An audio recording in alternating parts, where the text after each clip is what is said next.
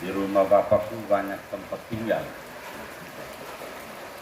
Para imam Tuhan, Romo Eman Junior dan juga Romo Herman, Pastor Profi Halewen, para bruder, suster, Bapak Ibu, saudara-saudari umat beriman yang dikasihi Tuhan. Hal yang paling menyakitkan dalam kehidupan kita ketika kita kehilangan, apalagi kehilangan barang berharga atau orang yang paling dicintai dalam kehidupan kita. Ini kita bisa bayangkan bagaimana duka dari anak-anak dari Mama Christina 40 hari yang lalu ketika mereka kehilangan sosok yang melahirkan dan membesarkan mereka. Dukanya pasti sangat mendalam. Dan hari ini kita sudah sampai pada hari yang ke-40 kehilangan Mama Christina. Kepada kita sekalian dan anak-anak teristimewa, anak-anak dan cucu-cucu, pada sore hari ini kita dihibur sekaligus dikuatkan oleh sabda Tuhan yang kita dengar dalam perayaan ini. Santo Paulus dalam bacaan pertama mengingatkan umatnya di Tesalonika yang pada waktu itu awal-awal berdirinya gereja ini, penyebaran Injil, masih ragu-ragu akan peristiwa kebangkitan Tuhan Yesus Kristus. Dan karena itu kelihatan mereka hidup seperti orang tanpa harapan. Dan karena itu menghadapi peristiwa kematian seperti ini, sampai Paulus bilang, saya ingin supaya kamu tahu tentang nasib orang-orang yang sudah meninggal. Tapi dengan catatan, bukan meninggal saja, tetapi meninggal dalam nama Yesus. Artinya meninggal dalam iman akan Yesus Kristus yang bangkit. Karena kebangkitan Kristus itu menjadi inti dari iman kita. Bahwa sesudah kehidupan di dunia ini ada tersedia kehidupan kekal bagi kita sekalian yang percaya kepadanya di surga. Dan karena itu Santo Paulus bilang, jangan bersedih hatimu. Karena orang-orang yang sudah meninggal dalam iman akan Yesus mendapat tempat yang layak dalam kerajaan surga. Dan karena itu yang paling penting bagi kamu yang masih hidup ini adalah mendoakan mereka, sekaligus juga memberikan harapan bahwa satu saat kita akan bersatu kembali dengan mereka yang sudah mendahului kita. Hal yang sama juga yang ditekankan oleh Tuhan Yesus dalam bacaan Injil hari ini. Tuhan Yesus lebih konkret lagi, dia katakan, jangan gelisah hatimu, percayalah kepadaku. Thomas masih belum percaya betul, karena dia bilang, kami memang percaya seperti itu, tapi bagaimana kami tidak tahu jalan ke sana.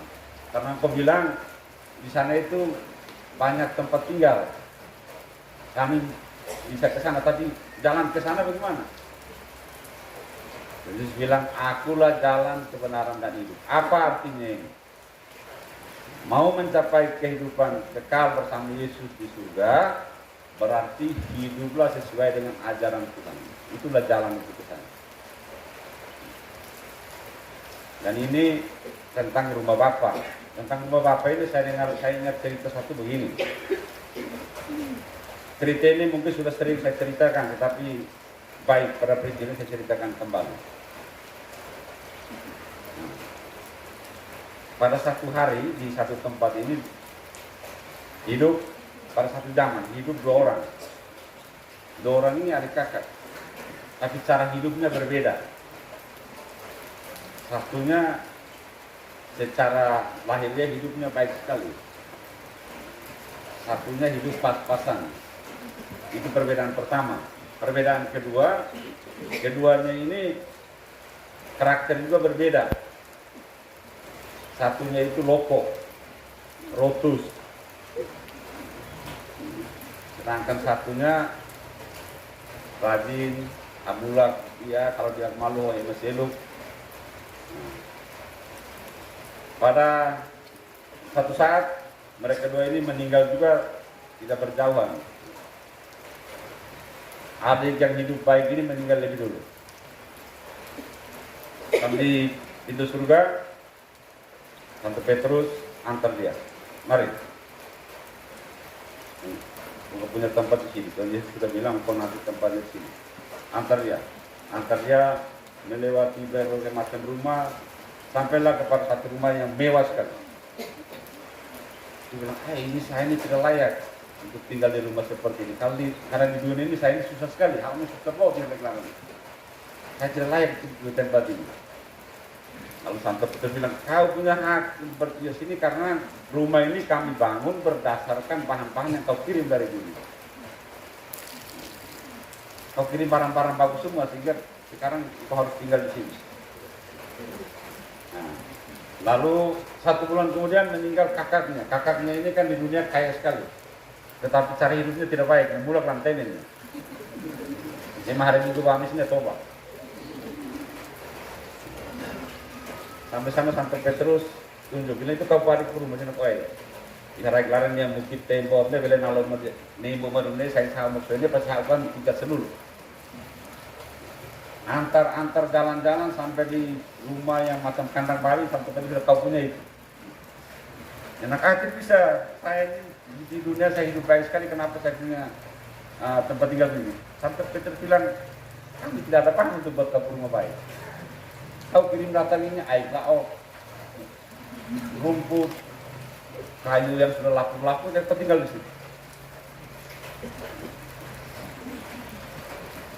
Janji Tuhan Yesus tadi itu, kita ini ada hak semua untuk bisa tinggal di sana.